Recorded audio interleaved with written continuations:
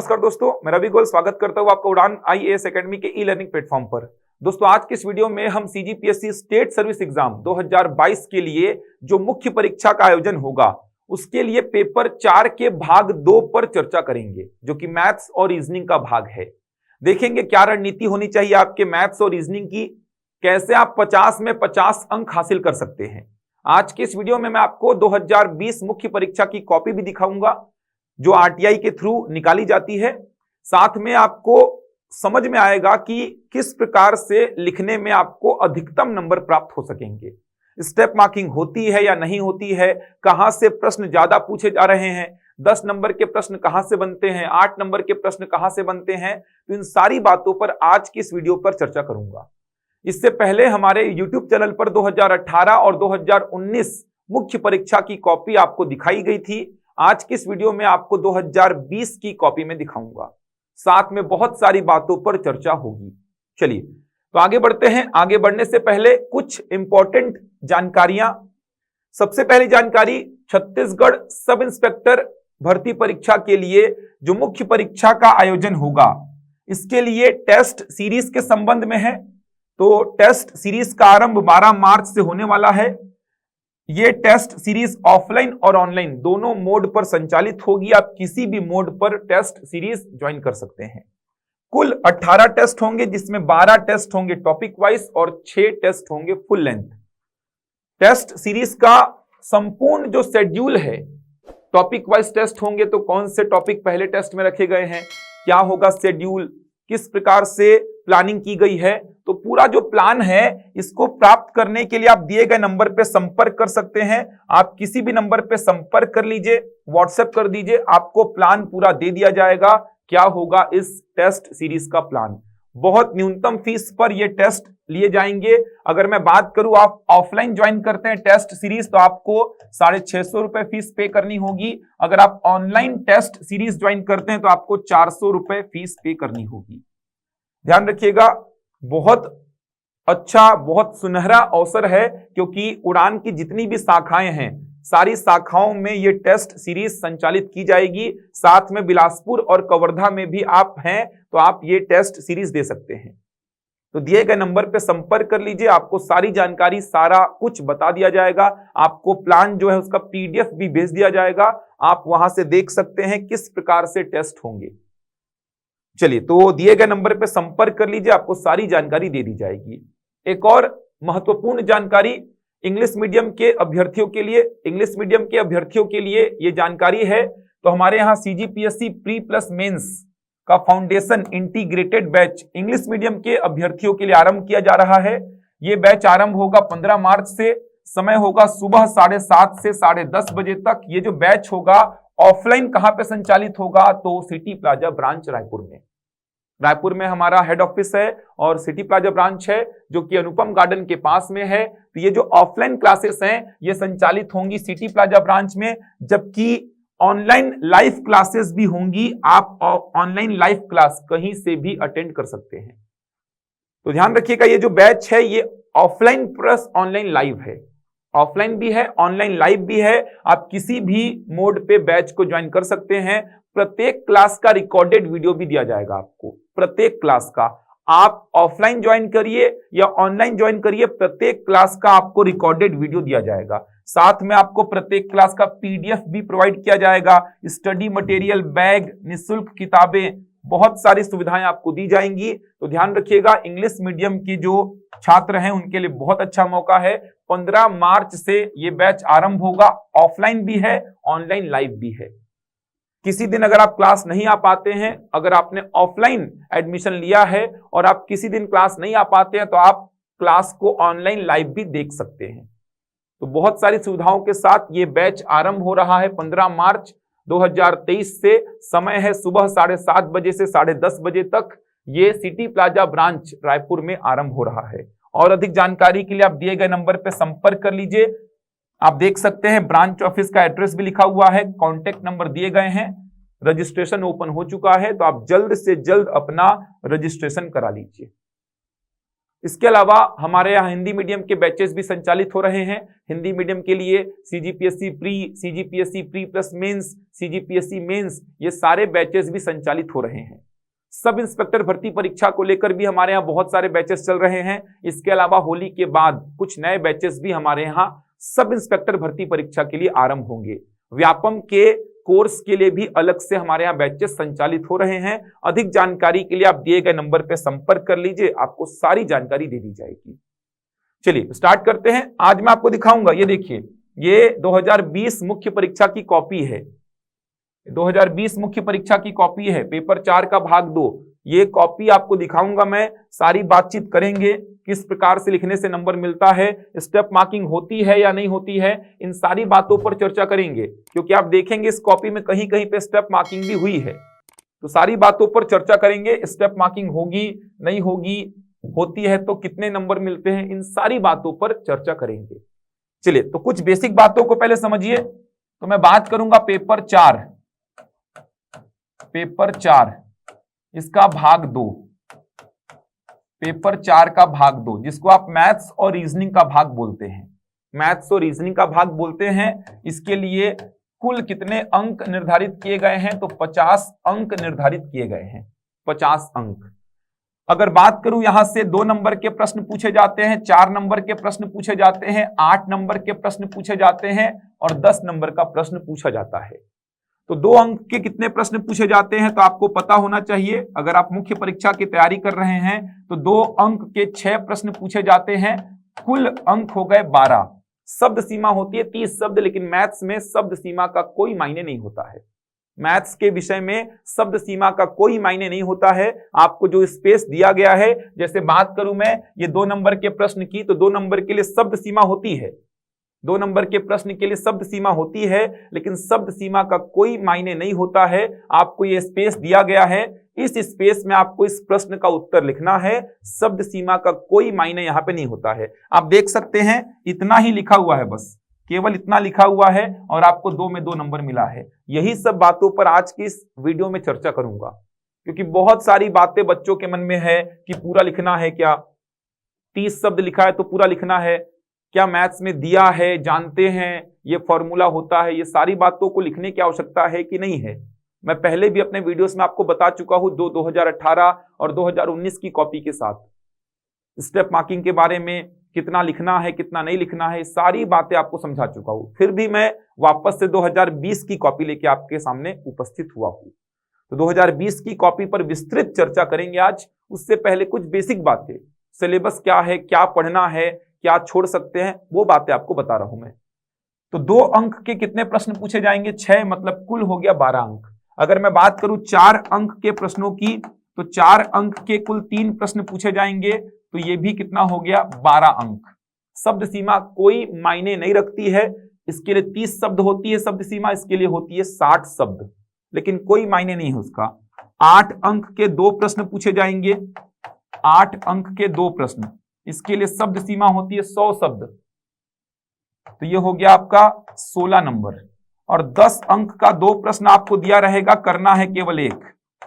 10 अंक का 2 प्रश्न आपको दिया रहेगा, करना आपको केवल एक ही है।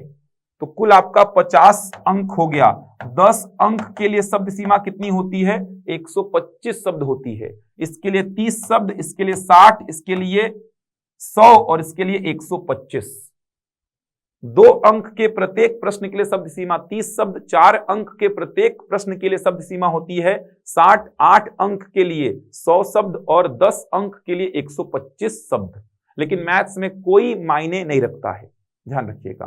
तो ये फिक्स है कि 2 अंक के 6 प्रश्न ही पूछे जाएंगे, 4 अंक के 3 प्रश्न, 8 अंक का 2 प्रश्न और 10 अंक का 1 प्रश्न पूछा जाएगा। अब यहां पे बात करते हैं किसकी, सिलेबस की, पाठ्यक्रम की। तो पाठ्यक्रम को आप देख के पूरा कवर करेंगे, उसकी कोई आवश्यकता ही नहीं है। मैं आपको बता रहा हूं पाठ्यक्रम को कैसे कवर करना है। आपको एक आसान तरीके में आपको समझा रहा हूं कि आपको क्या पाठ्यक्रम तैयार करना है, क्योंकि उसमें जो लिखा है उसको पढ़ेंगे तो भारी कंफ्यूजन होता है। ऐसे ऐसे शब्द लिखे हैं और प्रश्न ऐसे ऐसे पूछे जाते हैं, फिर कुछ समझ में ही नहीं आता है कि क्या पढ़ें और एग्जाम में क्या करें। तो आपको मैं ये बोल रहा हूं कि आपने प्री की तैयारी में जितना भी मैथ्स पढ़ा है, प्री की तैयारी में आपने जितना भी मैथ्स पढ़ा है वो सारा मैथ्स आपको बनना चाहिए। और उस लेवल का नहीं आएगा, बहुत आसान प्रश्न आएंगे। प्री में जो मैथ्स पढ़ा है कहने का मतलब जैसे आपने प्रतिशत पढ़ा होगा, लाभ हानि पढ़ा होगा, समय दूरी पढ़ा होगा, समय कार्य पढ़ा होगा, ये बेसिक चैप्टर से। अनुपात समानुपात आपने पढ़ा होगा, मिश्रण आपने पढ़ा होगा, साझा आपने पढ़ा होगा, औसत आपने पढ़ा होगा, साधारण ब्याज चक्रवृद्धि ब्याज आपने पढ़ा होगा, क्रमचय संचय प्रायिकता आपने पढ़ा होगा, डीआई पूरा आपने पढ़ा होगा, वर्गमूल घनमूल आपने पढ़ा होगा, सरलीकरण आपने पढ़ा होगा, संख्या पद्धति आपने पढ़ा होगा, लघुत्तम समापवर्त महत्तम समापवर्तक आपने पढ़ा होगा। तो जो भी चैप्टर्स आपने प्री में तैयार किए हैं वो तो आपसे बनने चाहिए, और उस लेवल का नहीं पूछेगा, ध्यान रखिएगा, बहुत बेसिक प्रश्न पूछा जाता है।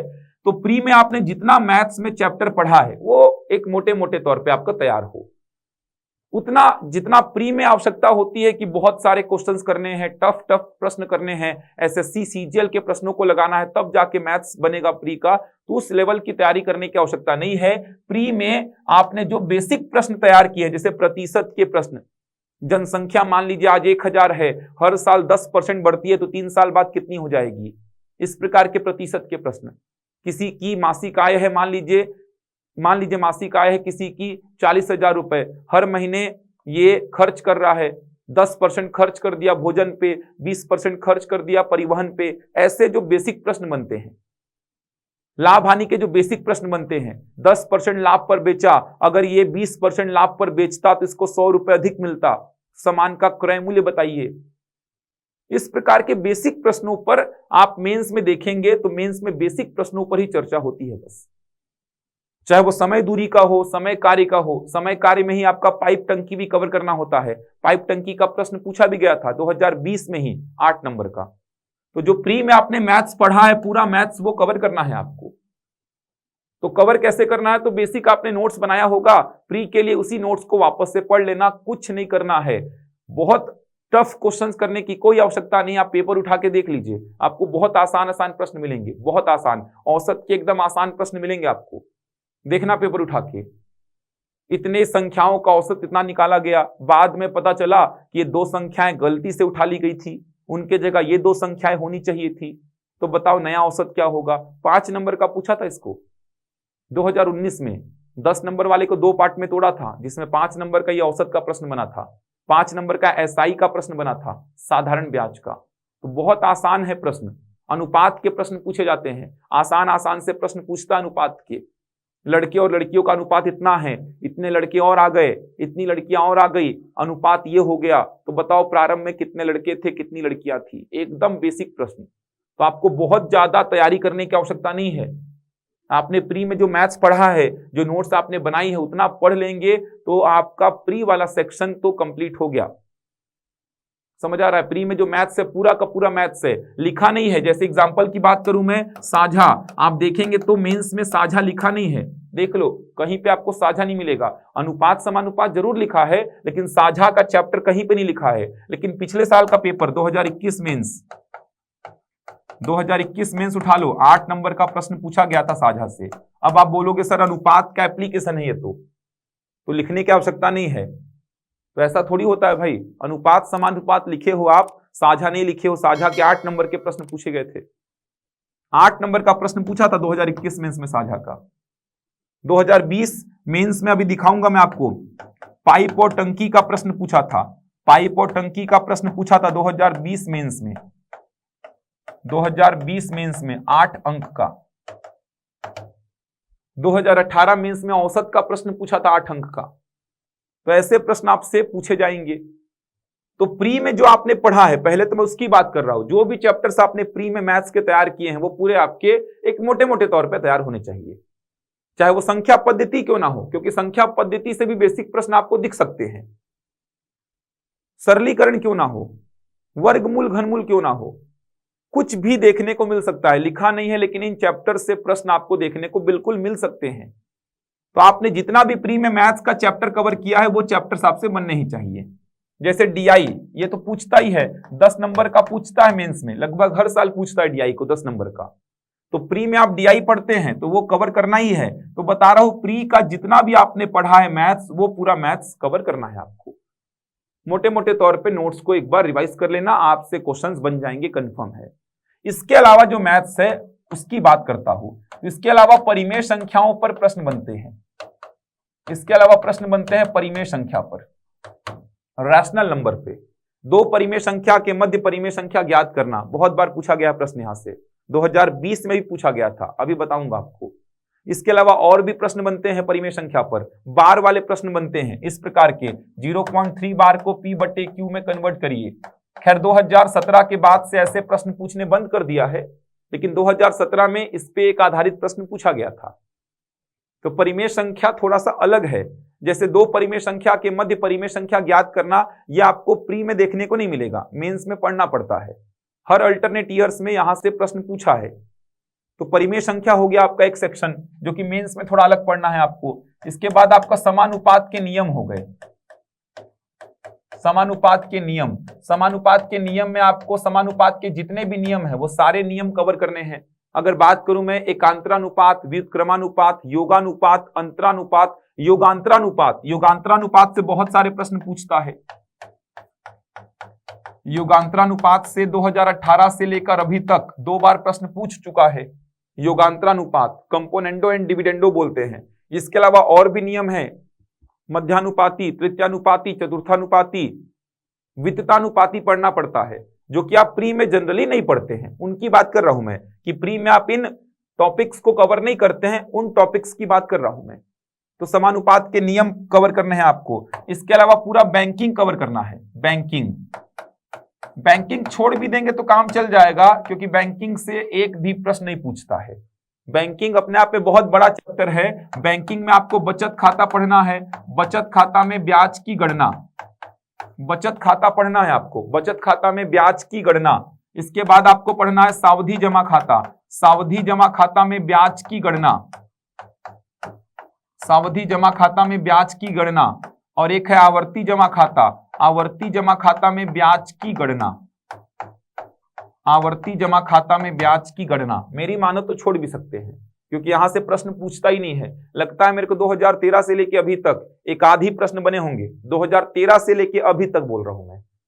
एक प्रश्न बना था आवर्ती जमा खाता से, यह भी बहुत विवादित प्रश्न था।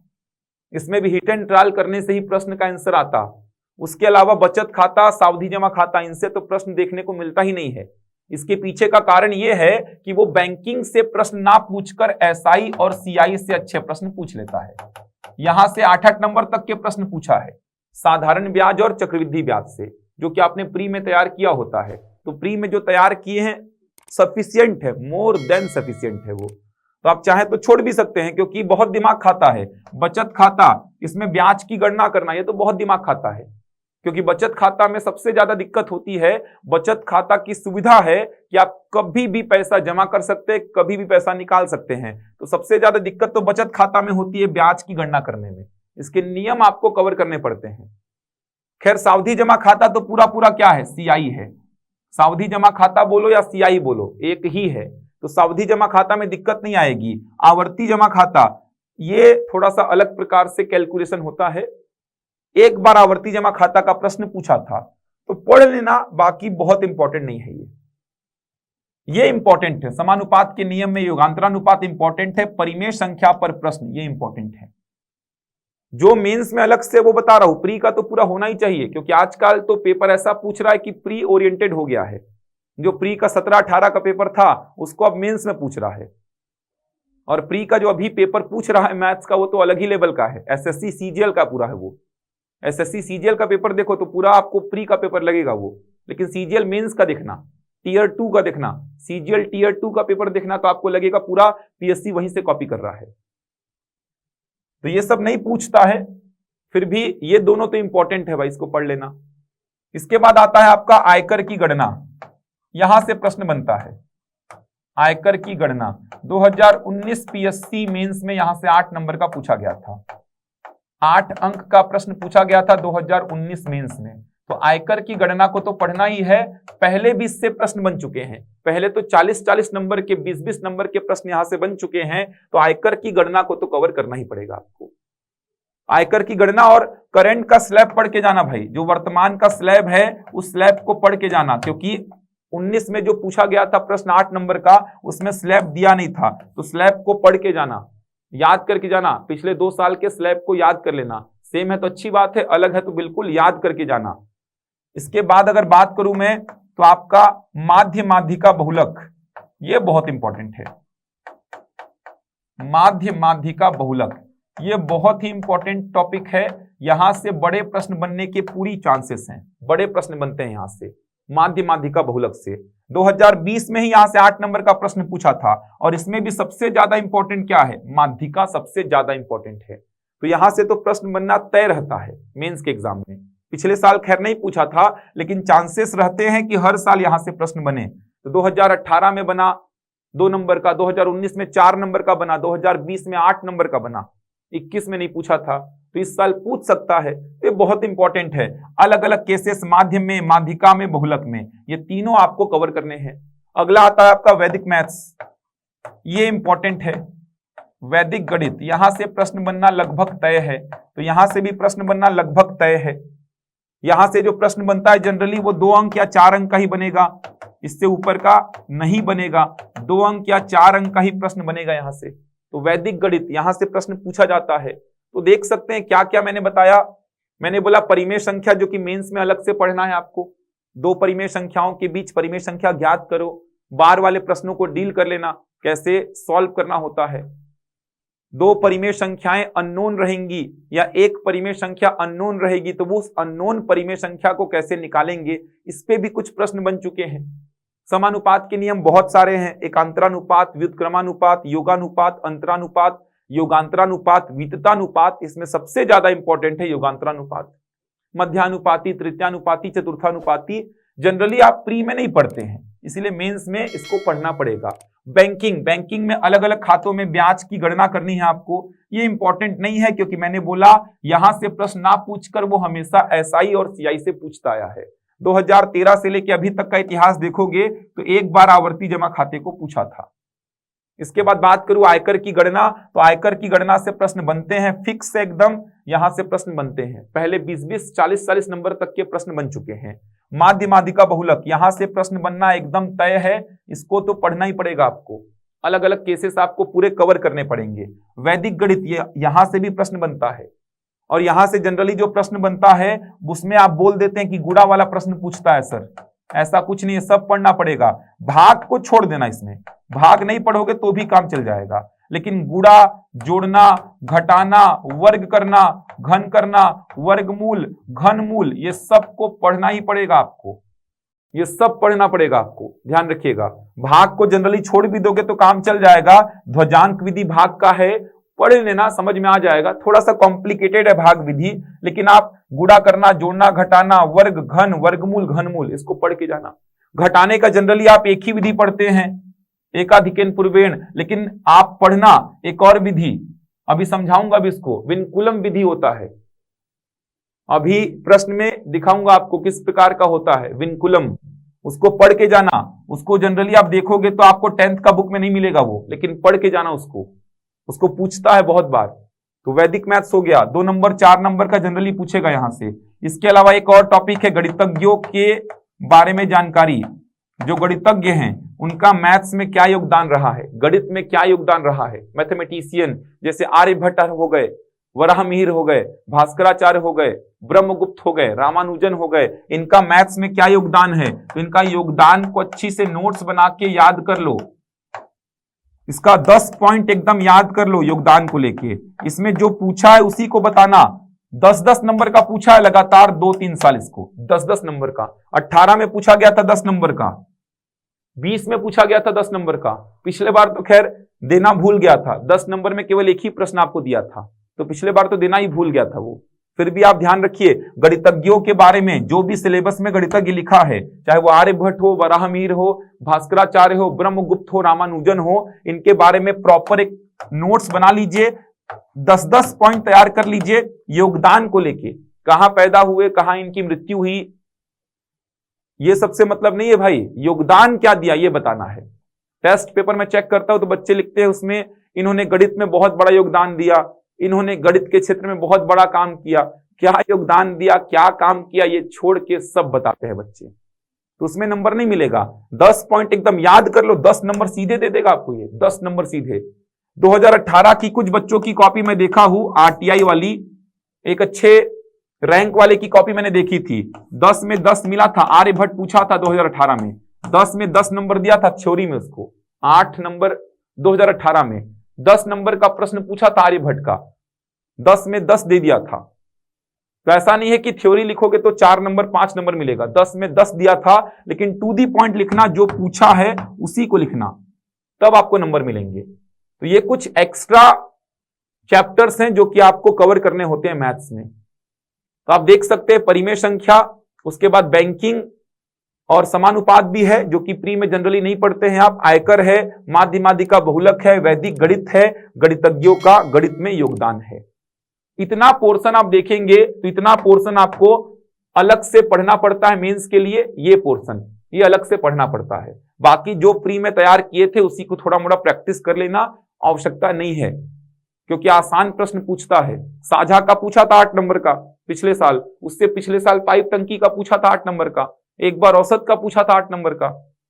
तो यहाँ पे बहुत ज्यादा एफर्ट मारने की आवश्यकता नहीं है। तो आपने जो प्री में पढ़ा है मैथ्स, लगभग वो मैथ्स को कवर कर लेना, साथ में ये चैप्टर्स कवर करने हैं। इसमें छोड़ने का बात करोगे तो छोड़ने के लिए केवल बैंकिंग चैप्टर बोल सकता हूं मैं, बैंकिंग को छोड़ देना चल जाएगा, बाकी तो पढ़ना ही पड़ेगा। माध्य माध्यिका बहुलक तो बहुत अच्छे से पढ़ लेना। माध्यिका में अननोन फ्रीक्वेंसी पूछता ही है 8 नंबर का, तो अननोन फ्रीक्वेंसी पूछता है माध्यिका में। इनमें से कोई भी चैप्टर छोड़ने लायक नहीं है, छोड़ना चाहते हैं तो केवल बैंकिंग को आप छोड़ सकते हैं, बाकी कोई भी चैप्टर नहीं छोड़ेंगे। तो जो भी आपने प्री में पढ़ा है मैथ्स पूरा वो कवर कर लेना, उसके अलावा मेंस में आपको ये चैप्टर्स कवर करने हैं, आपका मैथ्स हो गया खत्म।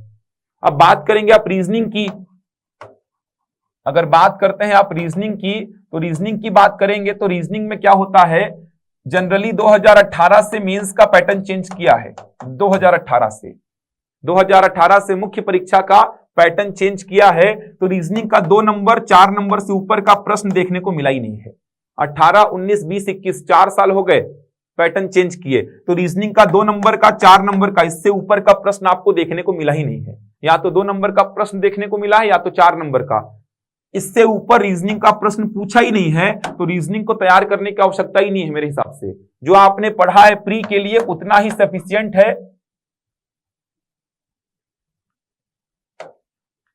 क्या हो गया यार ये, चलो देखो थोड़ा डिस्टर्ब हो गया था वो, देखिए मक्खी बैठ जाती है और मक्खी भी इतना टच करती है कि चेंज हो जाता है वो। चलिए देखिए, तो बात कर रहा हूं मैं रीजनिंग की। तो रीजनिंग का जो आपने प्री में तैयारी किया है वो सफिशिएंट है, कुछ नहीं करना है। रीजनिंग का जो भी आपने प्री में तैयारी किया है, क्योंकि जनरली जो प्रश्न पूछा जाएगा कोडिंग डिकोडिंग से पूछ लेगा एक प्रश्न, सिंपल सा, लुप्त पद से पूछ लेगा एक प्रश्न, समझ आ रहा है, तो बहुत आसान से प्रश्न पूछेगा। तो रीजनिंग के लिए अलग से बिल्कुल भी मेहनत नहीं करना है मेंस में। तो रीजनिंग के लिए आपको क्या करना है, प्री में जो पढ़े हो बस वही, अलग से पढ़ना ही नहीं है आपको। लगभग 46 नंबर 48 नंबर का मैथ्स ही आपको दिखाई देगा वहां पे।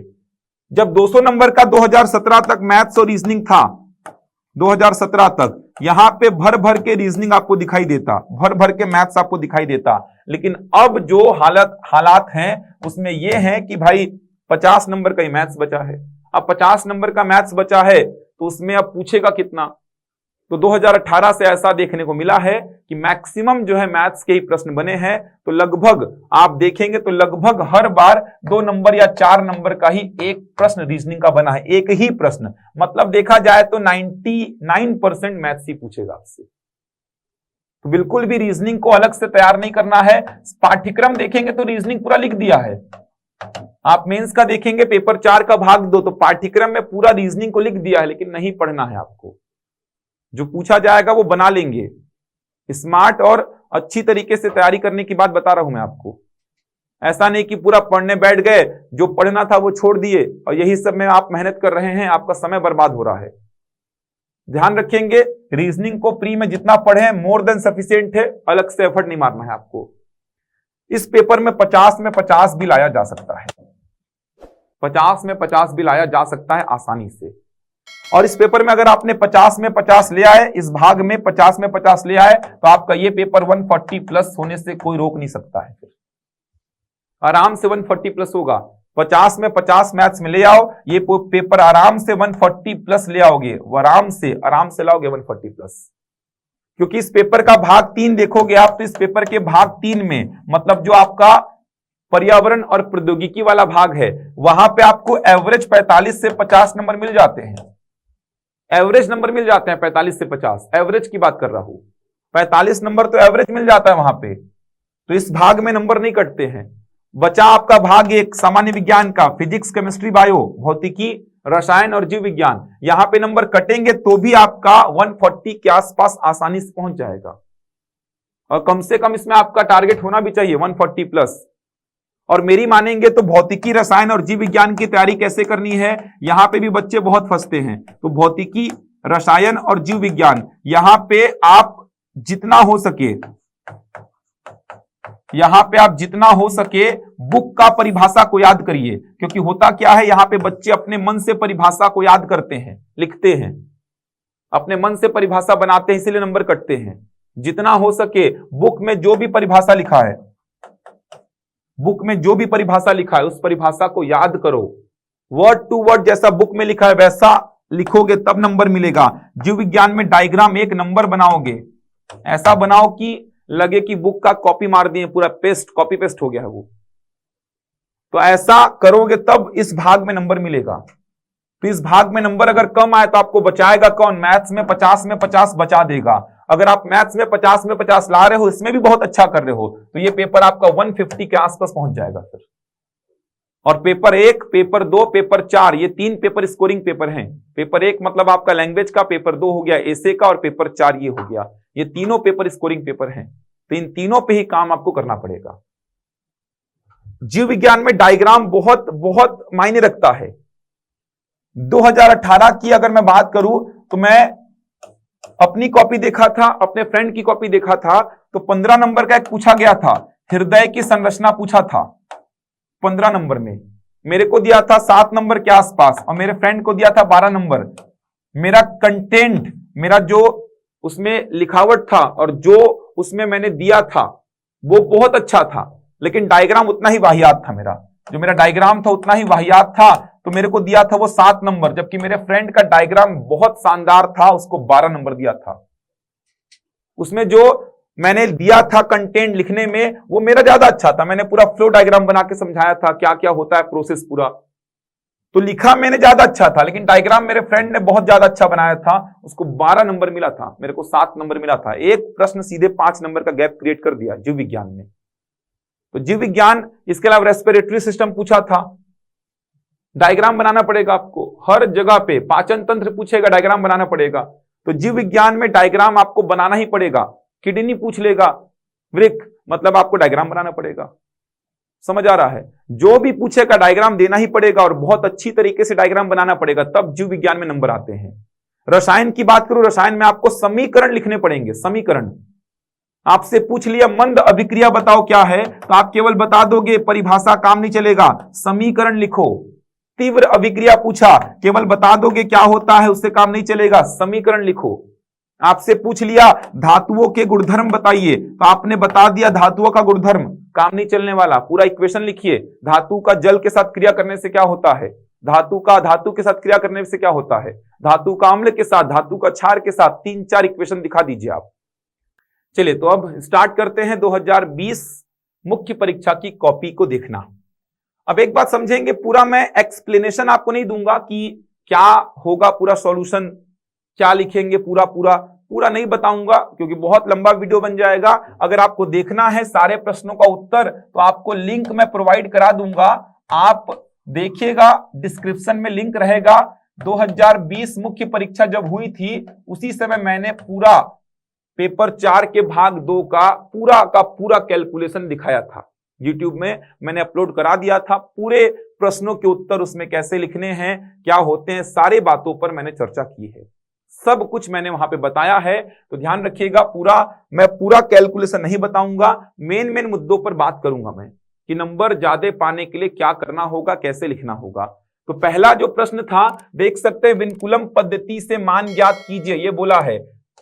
तो वैदिक मैथ्स का प्रश्न है। जैसा कि मैंने बोला था कि वैदिक मैथ्स से प्रश्न पूछा जाता है, तो वैदिक मैथ्स से 2 अंक का प्रश्न पूछा गया। अब 2 अंक के लिए आपके पास ये पूरा स्पेस है, 2 अंक के लिए, तो शब्द सीमा का यहाँ कोई भी मायने नहीं है, क्योंकि आपको 2 अंक के लिए इतना लाइन दिया गया है, आपको इसी में लिखना है, नीचे स्पेस है नहीं। तो 2 नंबर के लिए आपको लिखना है इतने में ही। अब वो आपके ऊपर है, आप चाहे तो बीच में लाइन खींच के भी लिख सकते हैं, आधा आप इधर लिख सकते हैं और आधा आप इधर भी लिख सकते हैं, कोई दिक्कत नहीं है, नंबर में कोई कटौती नहीं होगी। आप दोनों साइड लिख सकते हैं लाइन खींच के, क्योंकि मैथ्स में होता क्या है, एक साइड का पूरा भरते जाता है, एक साइड पूरा खाली रहता है। तो आप बीच में लाइन खींच के दोनों साइड के स्पेस को यूटिलाइज कर सकते हैं, बिल्कुल कर सकते हैं, दोनों साइड के स्पेस को यूटिलाइज। तो यह प्रश्न पूछा गया था पहला, विनकुलम पद्धति से मान ज्ञात कीजिए। तो बच्चे जनरली विनकुलम पद्धति को छोड़ देते हैं, वो घटाने का जोड़ने का केवल एक ही पद्धति पढ़ते हैं, एकाधिकेन पूर्वेण। एकाधिकेन पूर्वेण केवल एक ही मेथड पढ़ते हैं घटाने का जोड़ने का, जो कि एकाधिकेन पूर्वेण होता है। घटाने में भी ये यूज होता है, परम मित्र वाला कंसेप्ट आपने देखा होगा। तो एकाधिकेन पूर्वेण को बस पढ़ते हैं, लेकिन मेरा सुझाव है कि विनकुलम पद्धति को पढ़ लेना, छोड़ना मत इसको, ये बहुत इंपॉर्टेंट पद्धति है, बहुत काम आता है ये। तो विनकुलम पद्धति से घटाना आप देख लेना, तरीका होता है पूरा विनकुलम पद्धति से कैसे घटाया जाता है, विनकुलम चिन्ह जो होता है उसको हटाने पे क्या लगता है। तो ये सारी बातें हैं, बहुत सारी बातें हैं इसमें समझाने के लिए, उतना समय मेरे पास नहीं है कि मैं पूरा विनकुलम पद्धति आपको समझाऊं। फिर भी मैं चाहूंगा कि आप लोग समझें, तो एक वीडियो अपलोड कर दूंगा, क्योंकि आप देखेंगे तो 10th के बुक में आपको विनकुलम पद्धति मिलेगा ही नहीं। 10th का जो सीजी बोर्ड का बुक पढ़ते हैं आप, उसमें आपको विनकुलम पद्धति नहीं मिलेगा। तो मैं समझा दूंगा विनकुलम पद्धति से कैसे जोड़ते घटाते हैं, तो ये आपको एक वीडियो अलग से प्रोवाइड कर दूंगा जिसमें आपको मिल जाएगा ये। अब 2 नंबर के लिए यहाँ पे कितना लिखना पड़ता, तो इस बात को समझो कि 2 नंबर के लिए आपको कितना लिखना है। तो आप पहले इसको कैलकुलेट करेंगे, 2 नंबर के लिए आसानी से कैलकुलेशन हो जाएगा। विनकुलम पद्धति बहुत आसान है, विनकुलम पद्धति से कैलकुलेशन करते और बगल में आप उसका थोड़ा सा एक्सप्लेनेशन लिख देते कि विनकुलम पद्धति होता क्या है। जो भी कैलकुलेशन आपने किया है उसको आप बगल में थोड़ा सा रिप्रेजेंट कर देते कि आपने किस प्रकार से कैलकुलेशन किया है। अब ऐसा नहीं कि बुक में जो लिखा है वही लिखना होता, आप अपने मन से जो आपने काम किया है वही लिखना है। बिल्कुल भी ऐसा मत सोचना कि बुक में जो लैंग्वेज है पूरा रट के वैसा ही लिखूंगा। अपने हिसाब से जो भी आपने काम किया है, जो भी आपने विनकुलम पद्धति को समझा है, उसको यहां लिख देना। और एक बार वैदिक मैथ्स के क्वेश्चंस को क्रॉस चेक कर लेना, लास्ट में रफ पेज रहता है, तो वैदिक मैथ्स का जो भी प्रश्न आएगा तो आप क्या करना, पहले रफ में चेक कर लेना इसका आंसर कितना आ रहा है, इसका आंसर को रफ में चेक कर लेना और एक बार मैच भी कर लेना। आंसर तो सेम ही आना चाहिए, पद्धति कुछ भी हो, कोई भी विधि हो, आंसर तो सेम ही आना चाहिए। तो नॉर्मल आप इसको जोड़ते घटाते तो कितना आता, एक बार चेक कर लेना और लास्ट में उसको एक बार मिला लेना कि आ रहा है कि नहीं आ रहा है। तो आप इसको यहाँ पे कैलकुलेट करते, कैलकुलेट करने के बाद आप यहाँ पे थोड़ा सा एक्सप्लेनेशन उसका दे देते कि विनकुलम पद्धति क्या होता है, आपने यहाँ पे क्या काम किया है। 2 में 2 मिलता, खैर यहाँ पे कुछ नहीं लिखा इसीलिए 0 नंबर मिला है यहाँ पे। अगला जो प्रश्न था ये रीजनिंग का प्रश्न था, गणितीय संक्रियाएं। जैसा कि मैंने बोला 2 नंबर का प्रश्न पूछता है, उससे ऊपर का पूछता नहीं है और बहुत आसान सा प्रश्न था। L का मतलब प्लस है, M का मतलब माइनस है, N का मतलब गुणा, P का मतलब भाग, तो आपको इसका वैल्यू पूछा है। तो आप बहुत आसानी से बना सकते हैं, देख पा रहे हैं केवल इतना लिखा हुआ है और 2 में 2 नंबर मिला है। तो यहां से एक बात समझ में आ रही है कि पूरा पेज भरने की आवश्यकता नहीं है आपको। कुछ प्रश्न ऐसे होंगे जो 2 लाइन में खत्म हो जाएंगे, तो आपको पूरा पेज भरने की आवश्यकता नहीं है, सीधे यहां पे लिखा हुआ है। अब कुछ लोग बोलेंगे, क्या बोलेंगे, कुछ लोग बोलेंगे लिखना ऐसा, दिया है L का मतलब है प्लस, M का मतलब है माइनस, N का मतलब है गुणा और P का मतलब है भाग। कुछ लोग आपको ऐसा सजेशन देंगे कि ऐसा पूरा जमा के लिखना कॉपी में, उसके बाद आंसर निकालना। ऐसा लिख के आंसर निकालो, नहीं लिख के आंसर निकालो, 2 में 2 मिलना है आपको। उनके पास ये बात तो क्लियर है कि उनके पास होता है एक पूरा मॉडल आंसर मैच हुआ तो आपको पूरे नंबर मिलते हैं। अब ये मत बोलना कि सर वैदिक मैथ्स का भी तो आंसर मैच कर देते हम। वैदिक मैथ्स को वैदिक विधि से ही सॉल्व करना होता है, वो दिख जाएगा, आप जब लिखेंगे तो दिख जाएगा कि आपने कौन सी विधि का यूज किया है। बाकी प्रश्नों में वैदिक मैथ्स को छोड़ दो, तो बाकी प्रश्नों में मॉडल आंसर से आंसर मैच होता है, आंसर सही है तो 2 में 2 नंबर मिलता है। तो यहाँ पे आंसर एकदम सही है। तो ये लिखो मत लिखो कोई मतलब नहीं है, 2 में 2। आप देख पा रहे हैं ये प्रश्न था यहाँ पे कितने अंक का, तो ये प्रश्न है 2 अंक का, केवल एक ही लाइन लिखा हुआ है, एक लाइन लिखा है, देखो एक लाइन, इससे थोड़ा भी ज्यादा नहीं है, 2 में 2 नंबर मिला है। तो ये समझ में आ रहा है कि पूरा पेज भरने की आवश्यकता नहीं है। अब ऐसा नहीं कि लिखित परीक्षा है, मुख्य परीक्षा है तो आपको पूरा भरना पड़ेगा 4 लाइन, कि दिया है एल का मतलब ये, एम का मतलब ये, एन का मतलब ये, पी का मतलब ये, 2-2 बार तो लिख दिया है यार वो। आप एक बार और लिख के कौन सा नया काम कर देंगे यार। इसको लिखने से नंबर थोड़ी मिल जाएगा, डिपेंड करता है कि आप लिखे क्या हैं। सीधे इसका वैल्यू पूछा, इसका वैल्यू निकाल के आंसर बताइए आप। तो ध्यान रखिए अननेसेसरी काम में नहीं फंसना है, क्योंकि बहुत लेंदी पेपर होता है ये।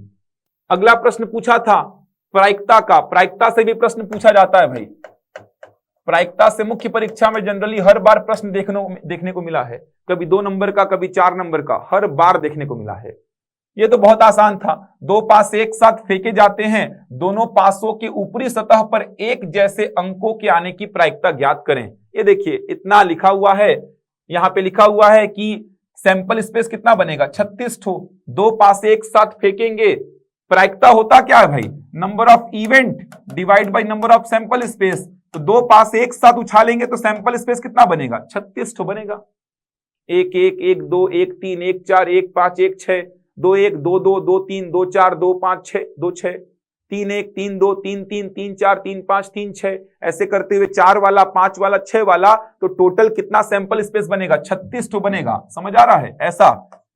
1 1 सैंपल स्पेस क्या होता है, कोई भी रैंडम एक्सपेरिमेंट आप करते हैं, कोई भी रैंडम एक्सपेरिमेंट आप करते हैं तो जितने भी पॉसिबल आउटकम्स होते हैं वो होते हैं सैंपल स्पेस। तो यहां पे 2 पासे को एक साथ उछाल रहे हैं आप, तो पॉसिबल आउटकम्स कितने होंगे, 36 पॉसिबल आउटकम्स होंगे। पहले में 1 दूसरे में 1, पहले में 1 दूसरे में 2, 1 3 1 4 1 5 1 6 2 1 2 2 2 3 2 4 2 5 2 6, ऐसे करके 3 वाला 4 वाला 5 वाला 6 वाला, तो सैंपल स्पेस कितना बनेगा, 36। अब इवेंट क्या है जिसका प्रायिकता निकाला जाता है, तो एक जैसे अंकों के आने की प्रायिकता, तो सैंपल स्पेस में से इवेंट कितने बनेंगे, 6 ठो बनेंगे। 1 1 2 2 3 3 4 4 5 5 6 6, तो number of event 6, number of sample space 36, 1/6। Simple साधारण सा लिखते आप इतना भी, तो भी आपको 2 में 2 नंबर मिलता। यहां पे बताया गया है इवेंट कितने हैं, ये लिख के पूरा बताया गया है। सैंपल स्पेस 36, प्रायिकता 1/6, 2 में 2 नंबर मिला है। लिखना बहुत ज्यादा मैटर नहीं करता है। अगला प्रश्न क्या था, देखो 2 परिमेय संख्याओं का गुणनफल। ये देखिए परिमेय संख्या से प्रश्न है, 2 परिमेय संख्याओं का गुणनफल -14/25 है, यदि उनमें से एक संख्या इतनी है तो दूसरी बताओ। ये तो बच्चों जैसा प्रश्न है यार। 2 परिमेय संख्या का गुणनफल, ये देखिए एक परिमेय संख्या को आप मान लिया x, दूसरा आपको पता ही है, दोनों का गुणनफल इतना दिया है। अब इसको सिंप्लीफाई करके x निकाल दिए, ये देखो 6/5, 2 में 2 नंबर। आंसर मैच किया जाएगा, आंसर मैच हो रहा है, 2 में 2 पकड़ा देगा आपको। अब देख पा रहे हैं लाइन खींच के लिखा हुआ है, किस प्रकार से लिखा हुआ है, कोई मैटर नहीं करता यार मैथ्स में। ऐसा नहीं कि एकदम सिस्टमैटिक लिखना है। आप देख पा रहे हैं x मान ली एक संख्या को, तो 2 संख्याओं का गुणनफल दिया है -14/25, तो यहां से आपको सिंप्लीफाई करके x निकालना है, कैसे भी निकालो, 6/5 आया, 2 में 2 नंबर मिल गया। तो परिमेय संख्या से प्रश्न पूछा गया था ये। चलिए अगला क्वेश्चन देखते हैं क्या है। तो अगला प्रश्न पूछा है 2 परिमेय संख्याओं के मध्य परिमेय संख्या ज्ञात करना। जैसा कि मैंने आपको बोला ये टॉपिक बहुत इंपॉर्टेंट है, 2 परिमेय संख्याओं के मध्य परिमेय संख्या ज्ञात करना बहुत इंपॉर्टेंट टॉपिक है। अब देखिए इसमें 0 नंबर देने के पीछे का कारण मेरे को समझ नहीं आया। या तो चेक करने वाला सीधे आंसर को देखा और उसके कॉपी में जो मॉडल आंसर था उससे आंसर मैच नहीं हुआ, इसीलिए उसने 0 नंबर दे दिया लग रहा है मेरे को, क्योंकि आंसर सही है भाई। आपको यह समझना था कि 2 परिमेय संख्या के मध्य अनंत परिमेय संख्या होती है, अनंत आंसर हो सकते हैं इसके। तो आपके मॉडल आंसर से इसका आंसर मैच होना आवश्यक नहीं है भाई। अब ये तो बहुत आश्चर्य की बात है कि इसका आंसर अनंत होता है, उसके बावजूद उन्होंने अपने मॉडल आंसर से इसका आंसर मैच किया है। क्यों? मैं 1/3 को लिख सकता हूं क्या 21/63? लिख सकता हूं ना यार, 1/3 मतलब 21/63, ये भी तो 1/3 ही है। 21 से कम 21, 21 तिरिका 63 होता है। तो 1/3 को मैं 21/63 बिल्कुल लिख सकता हूं और 5/7 को मैं 45/63 बिल्कुल लिख सकता हूं, क्योंकि 45/63 को अगर मैं देखूंगा तो 9 × 5 = 45, 9 × 7 = 63। तो आपने 1/3 को 21/63 लिख दिया, 5/7 को 45/63 लिख दिया। अब इसके बीच में कोई भी दो बता दीजिए, 22/63, 23/63, कोई भी दो बता दीजिए। अनंत आंसर हो जाएंगे इसके, तो अनंत आंसर।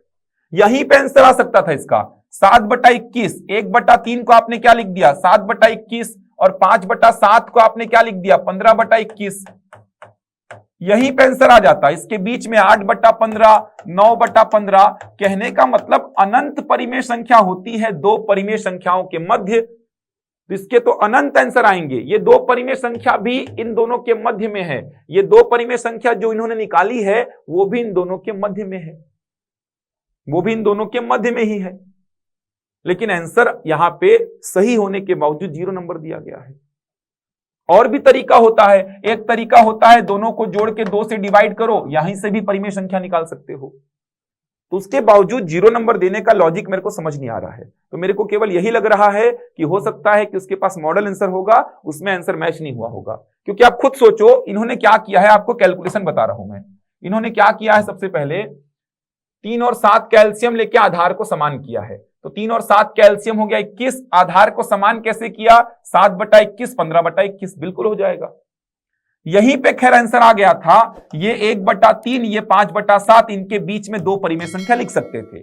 लेकिन उसके आगे इन्होंने क्या किया, ऊपर नीचे 3-3 का मल्टीप्लाई किया। कोई दिक्कत नहीं है, ऊपर नीचे 3-3 का मल्टीप्लाई करो। 21/63, 45/63, इन दोनों के बीच दो परिमेय संख्या इन्होंने लिखी है, फिर भी आंसर नहीं मिला है। 2 नंबर के जगह पे 0 नंबर मिला है। तो ये बहुत बड़ी गलती है।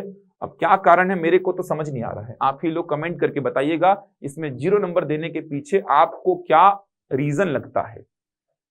अगला प्रश्न था, यदि 8 पंखों तथा 14 ओवन की कीमत इतना रुपए है तो 12 पंखों तथा 21 ओवन की कीमत क्या होगी। तो ये आसान सा प्रश्न था, 2 नंबर का, 2 नंबर दिए गए हैं। ये देखिए, ये तो आसान सा प्रश्न है, आपको पता है ये सब प्रश्न सॉल्व आसानी से हो जाएंगे। तो जिनकी भी कॉपी है ये 2 में 2 नंबर दिए गए हैं इनको।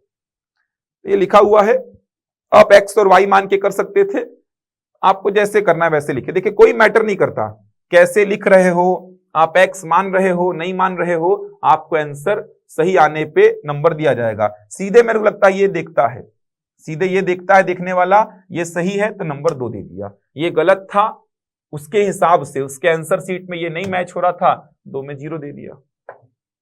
4 नंबर के लिए आपको इतनी जगह दी जाएगी, ये 4 नंबर के लिए जगह है। तो एक विक्रेता ने 10% हानि पर एक साइकिल बेचा, यदि विक्रय मूल्य 200 रुपए बढ़ाने पर 6% का लाभ होता तो साइकिल की कीमत ज्ञात कीजिए। बहुत आसान सा प्रश्न था ये तो।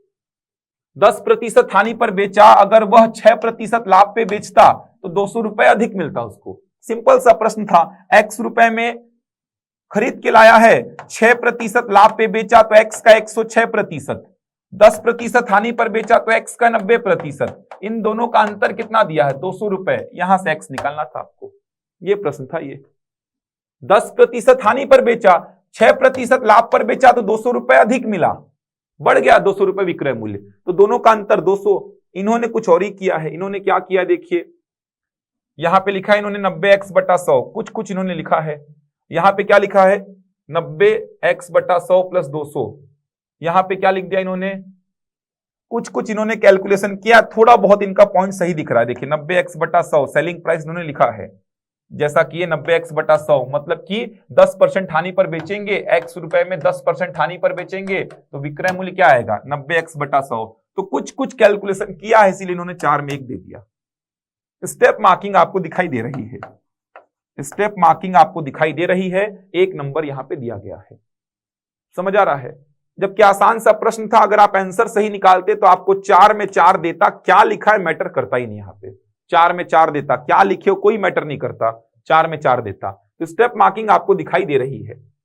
जनवरी 2019 में खरीदे गए एक टीवी का मूल्य प्रति वर्ष 12% की दर से घटता है। देख पा रहे हैं लाभ हानि प्रतिशत के प्रश्न 4-4 नंबर के बने हैं, और ऐसे प्रश्न प्री में मिल जाए तो प्री को उड़ा देते हैं आप। ऐसे प्रश्न तो प्री में खोजते हैं कि ऐसे मिलो तो यार, मिलते ही नहीं प्री में तो आजकल ऐसे प्रश्न। 19 में खरीदे थे टीवी को, जनवरी में 12% की रेट से इसका प्राइस हर साल घटता है। 21 में इसका प्राइस दिया है 4,840, तो इसका प्राइस जब खरीदे थे तब कितना था? तो बहुत आसान है ये तो, x रुपए में खरीदे थे, हर साल 12% कम हो रहा है, तो x का 88%, फिर अगले साल 88% बराबर कितना? 4,840। x निकालेंगे यहां से, वही किया हुआ देखिए। ऐसे प्रश्न तो आप खोजते हैं। पहले का प्राइस पूछा, x मान के बनाए, 4 में 4 दिया है। आंसर से मतलब है, मेरे को तो पूरा लग रहा है यहाँ पे आंसर से मतलब है, आंसर मैच हुआ, 4 में 4 नंबर दे दिया है। वो क्या लिखा है, कहीं पे राइट कहीं पे क्रॉस दिखाई दे नहीं रहा है, पूरा नंबर दिया है अगर आंसर मैच हो रहा है तो सही आंसर आ रहा है तो आपको पूरा नंबर मिलेगा। अगला प्रश्न था, इन दोनों के गुणनफल से इन दोनों के योगफल को घटाइए। आसान प्रश्न ही था, इन दोनों को गुणा करिए और जो आएगा उससे इन दोनों के योगफल को घटाइए, फिर जो आएगा उसको मिश्रित अंश में लिखिए, मिश्रित फ्रैक्शन में। तो ये तो बहुत आसान था, इन दोनों को गुणा करते और जो आता उससे इन दोनों के योगफल को घटाते, जो आता उसको मिक्स्ड फ्रैक्शन में लिख देते। 4 नंबर मिलता, कुछ नहीं लिखा हुआ है, 0 नंबर मिला है यहां पे। अगला प्रश्न है 8 नंबर का। ये पाइप टंकी का जो प्रश्न मैंने बताया था, बहुत अच्छा प्रश्न है, इसका कैलकुलेशन देखना, मैं लिंक डलवा दूंगा। 2020 की कॉपी का पूरा एक्सप्लेनेशन मैंने पहले ही दिया है। तो यहां पे आंसर मैच नहीं हो रहा है, ये देखिए यहां पे आंसर मैच नहीं हो रहा है, इसीलिए 3.5 नंबर दिया है 8 में। स्टेप मार्किंग हुआ है, बोला है एक पाइप है ए, दूसरा पाइप है बी, किसी टंकी को 10 मिनट और 15 मिनट में भर सकते हैं, तीसरा पाइप 5 मिनट में खाली कर सकता है। ए और बी को शुरुआत में 3 मिनट के लिए खुला रखा जाता है, इसके बाद सी को भी खोल दिया जाता है, कितने समय में टंकी खाली हो जाएगी। तो कुछ कुछ कैलकुलेशन इन्होंने किया है। इन्होंने क्या किया है कि ए और बी दोनों मिलके 1 मिनट में कितना भाग भरेंगे, 1/6, तो 3 मिनट में कितना भाग भरेंगे, 3/6 मतलब आधा भाग। अब इस आधे भाग को खाली कौन करेंगे, तीनों मिलके, क्योंकि जैसे ही सी चालू होगा पानी खाली होना स्टार्ट होगा, सी का क्षमता ए और बी दोनों से मिला के भी ज्यादा है, तो ये जो टंकी भरा है उसको तीनों मिलके खाली करते, कितने मिनट में खाली करेंगे, आंसर मैच नहीं हो रहा है, इसीलिए यहां पे आधा कम से कम सही दिख रहा है, तो 3.5 नंबर 8 में दिया गया है। तो स्टेप मार्किंग आपको जनरली देखने को मिल रही है, स्टेप मार्किंग होती है, बड़े प्रश्नों में तो खासकर होती है। अगर आप लिखेंगे तो आंसर मैच नहीं हो रहा है, तो आपने जो स्टेप सही लिखे हैं उसमें आपको नंबर मिलते हैं। चलिए आगे देखते हैं। एक और पूछा गया था 8 नंबर का प्रश्न, जो कि माध्यिका पर आधारित था। ये देखिए, जैसा कि मैंने बोला था माध्यिका के प्रश्न 8-8 नंबर के पूछे जाते हैं, तो यहां पे भी शायद इन्होंने प्रश्न को सॉल्व नहीं किया है, ये थोड़ा सा लिखे हैं। ये क्यूमुलेटिव फ्रीक्वेंसी बताए हैं, संचयी बारंबारता, 1 नंबर दिए 8 में। इनको जितना आता है कम से कम लिख देना, 1-2 नंबर तो बढ़ ही जाएंगे आपके। बाकी यहां पे संचयी बारंबारता नहीं निकालते तो भी आपका काम चल जाता। यहां पे माध्यिका का फॉर्मूला लगाते हैं, L1 + n/2 minus capital F divide by small f into I, ये माध्यिका का फॉर्मूला होता है। कैलकुलेशन देख लीजिएगा, मैंने बताया था माध्यिका बहुत इंपॉर्टेंट है। अब इसका माध्यिका दे दिया है, ये देखिए माध्यिका दिया है 20, अब माध्यिका 20 दिया है तो माध्यिका हमेशा माध्यिका वर्ग में मिलता है, तो माध्यिका 20 है तो वो कहां मिलेगा, 18 और 23 के बीच में, मतलब आप इसको क्या बोलते हैं, माध्यिका वर्ग बोलते हैं, इसको आप बोलते हैं क्या, माध्यिका वर्ग। और माध्यिका वर्ग मिल गया तो आपको सारा डेटा मिल जाएगा। माध्यिका कितना दिया है 20, L1 क्या होता है, माध्यिका वर्ग की निम्न सीमा, तो L1 बोल देते कितना है 18। कैपिटल N क्या होता है, सभी बारंबारताओं का योग, आपको दिया होगा, ये देखिए 100 विद्युत दीप है, मतलब आपको कैपिटल N का वैल्यू दिया है कितना, 100। कैपिटल F क्या होता है, माध्यिका वर्ग से पहले की बारंबारताओं का योग, तो कैपिटल F हो जाएगा 7 + x। स्मॉल f क्या होता है, तो स्मॉल f होता है माध्यिका वर्ग की बारंबारता, तो स्मॉल f क्या हो जाएगा, तो स्मॉल f हो जाएगा कितना, 40। ये सारा कुछ पढ़ेंगे माध्यिका में आप। L1 होता है माध्यिका वर्ग की निम्न सीमा, 18 हो गया। कैपिटल N क्या होता है, तो बारंबारताओं का योग, आपको प्रश्न में दिया है 100। कैपिटल F क्या होता है, माध्यिका वर्ग से पहले की बारंबारताओं का योग, 7 + x। स्मॉल f क्या होता है, माध्यिका वर्ग की बारंबारता 40, यहीं से आपको x मिल जाता, x ही तो पूछा था, 8 नंबर मिलता आपको। लेकिन यहाँ पे कुछ भी किया गया है, संचयी बारंबारता निकालने का यहाँ पे कोई मतलब ही नहीं था, फिर भी सामने वाले ने खुश होकर 1 नंबर दे दिया है यहाँ पे। तो लिखेंगे तो नंबर पूरा मिलना है, फिर भी आप छोड़िए मत, कुछ न कुछ लिखिए वहां पे, जितना आता है लिख दीजिए। हो सकता है सामने वाला एक आध नंबर दे दे, और एक आध नंबर करेंगे तो 7 पेपर में सोचो कितने नंबर बढ़ जाएंगे आपके। 10 नंबर का जैसा कि मैंने बोला 2 प्रश्न पूछता है, 2 प्रश्नों में से कोई एक प्रश्न का उत्तर देना है। एक देखिए डीआई का प्रश्न, डीआई का प्रश्न आपको बहुत देखने को मिलेगा, तो डीआई का प्रश्न है, डीआई का प्रश्न है, आसान सा प्रश्न था, देख सकते हैं ये बहुत आसान प्रश्न है। तो इन्होंने इसमें लिखा है आंसर, कहीं पे मिस्टेक हुआ है तो 7 नंबर मिला है इनको। टोटल 5 प्रश्न पूछे गए थे डीआई के टेबल से, प्रत्येक प्रश्न 2-2 नंबर का था, तो हो सकता है किसी प्रश्न का उत्तर इन्होंने गलत निकाला होगा, तो 7 नंबर इनको दिया है 10 में से। अब इसी के अथवा में एक प्रश्न पूछा था श्रीनिवास रामानुजन का योगदान। जैसा कि मैंने बताया, जो आपके गणितज्ञ हैं, गणितज्ञों को लेकर प्रश्न बनते आए हैं, तो गणितज्ञों को लेकर प्रश्न बनते हैं, तो गणितज्ञ को रेडी कर लीजिए। 10 नंबर का 18 में, 19 में, 20 में हर वर्ष पूछा गया है, हर वर्ष पूछा गया है। 21 में तो एक ही प्रश्न दिया था, 10 नंबर का केवल एक ही प्रश्न दिया था, एक देना भूल गया था शायद, या टाइप नहीं हो पाया होगा। तो 21 में एक ही प्रश्न पूछा था, 18, 19, 20 तीनों में 10-10 नंबर का गणितज्ञ पूछा है भाई, तो गणितज्ञों को पढ़ लीजिए। तो मैथ्स में आप देख पा रहे हैं, लिखने के तरीके को लेकर परेशान बिल्कुल नहीं होना है, तो बिल्कुल भी लिखने के तरीके को लेकर परेशान मत होइए। आप इसमें 50 में 50 स्कोर कर सकते थे, ऐसा पेपर था ये। केवल मेरे को संतुष्टि यहाँ पे नहीं मिली है, इन्होंने यहाँ पे आंसर सही निकाला है, फिर भी इनको 2 में 0 नंबर दिया गया है। बाकी आप देख सकते हैं, मेरा तो ये मानना है कि सामने वाले को केवल आंसर से मतलब है। अगर आंसर सही है तो आपको 2 में 2, 4 में 4, 8 में 8, 10 में 10 मिलना तय है। अगर आंसर सही नहीं है तो स्टेप मार्किंग होता है, तो स्टेप्स का भी यहाँ पे इंपॉर्टेंस बढ़ जाता है। आपको अगर फाइनल आंसर निकालना नहीं मिल रहा है, नहीं बनता है, तो आप कम से कम स्टेप्स तो लिखिए। फॉर्मूला जो याद होगा वो फॉर्मूला लिख दीजिए। आप देख सकते हैं 8 नंबर वाले प्रश्न में आप देखेंगे तो यहां पे इनको 3.5 नंबर मिले हैं, और यहां पे इनको देखेंगे तो 1 नंबर मिला है, ये देखिए, जबकि इसका कोई मतलब ही नहीं था। यहां पे संचयी बारंबारता का कोई मतलब ही नहीं था, यहां पे केवल आपको माध्यिका का फॉर्मूला लगाना था। आपको ये जानना था कि माध्यिका अगर पता है तो माध्यिका वर्ग भी आपको पता है। अगर प्रश्न में माध्यिका दिया गया है तो माध्यिका वर्ग पता है, और L1 होता है माध्यिका वर्ग का निम्न सीमा, ये होता है माध्यिका वर्ग से पहले की बारंबारताओं का योग, ये माध्यिका वर्ग की बारंबारता, ये वर्ग अंतराल, और ये होता है बारंबारताओं का योग। x तुरंत मिलता आपको। लेकिन फिर भी मैं ये बोल रहा आंसर नहीं निकाल पाएंगे, तो जो फॉर्मूले, जो बातें प्रश्न में दी गई है थोड़ा बहुत लिख दो, और फॉर्मूले लिख दो। थोड़ा बहुत भी कैलकुलेशन करोगे तो 8 में 1, 8 में 2, 4 में आधा, 4 में 1 ऐसा मिल जाएगा, और ये छोटे छोटे नंबर्स आपको सिलेक्शन दिलाएंगे आगे जाके। क्योंकि आप खुद सोचो 7 पेपर होगा, 7 पेपर के पेपर 4 के भाग 2 की बात कर रहा हूं, ऐसे टोटल कितने पेपर होंगे, उसमें अलग अलग कितने सारे भाग हैं, हर भाग में 2-3 नंबर बढ़ेगा, मतलब आपका एक पेपर में नहीं में मान के चलिए 10 नंबर बढ़ता है, तो 7 पेपर में 70 नंबर बढ़ गया आपका। सोचो 70 नंबर से तो आप पता नहीं कहां पहुंच जाएंगे, 40-30 नंबर से कहां पहुंच जाएंगे आप। एक पेपर का 3 भाग अगर आपका 5 नंबर भी बढ़ाता है तो ओवरऑल 7 पेपर में 30-35 नंबर आपका बढ़ रहा है। तो बिल्कुल भी छोड़ना नहीं है, लिखना है आपको। जितना जानकारी है उतना लिख दीजिए, जो फॉर्मूले पता है लिख दीजिए, थोड़ा बहुत फॉर्मूले में डेटा रख दीजिए। नंबर दिया तो ठीक, नहीं दिया तो भी ठीक।